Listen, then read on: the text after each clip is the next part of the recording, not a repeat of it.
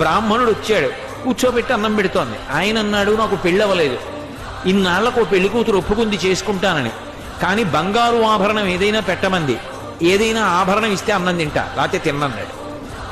అప్పటికే అన్నదానానికి ఆవిడ ఒంటి మీద నగలన్నీ వెళ్ళిపోయి ఒక్క కంటి ఉంది. ఆవిడ భర్త వంక చూసి కంటి ఇచ్చేస్తానంది. ఆయన పక్కకి రమ్మనన్నాడు, అన్నీ అయిపోయాయే, ఆ కంటె ఒకటే ఉంది. ధూర్త బ్రాహ్మణుడు అన్నం పెడితే బంగారం అడుగుతున్నాడు, ఇవ్వకు, తినకపోతే పోతాడన్నాడు. తప్పు. అతిథి విష్ణుస్వరూపం, అభ్యాగతి స్వయం విష్ణు. కాబట్టి ఆయనకి అన్నం పెట్టినప్పుడు బంగారం ఇచ్చేస్తాను. ఏమవుతుంది? పెళ్లి చేసుకుంటాడు, మంచిదేగా. కంటె ఒంటి మీద ఉంటే ఏమవుతుంది?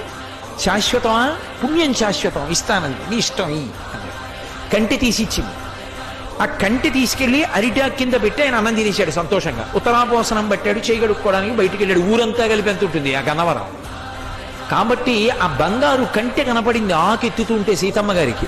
అయ్యో వెర్రి బ్రాహ్మడు కంటె మరిచిపోయాడని పరిగెత్తుకెళ్ళారు పిలుద్దామని. కనపడలేదు.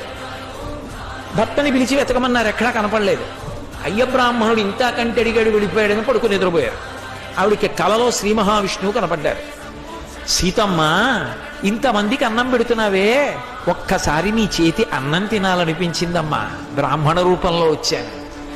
అభ్యాగతిని గదు పరీక్షించాలని కంటే అడిగాను, ఇచ్చేశావమ్మా.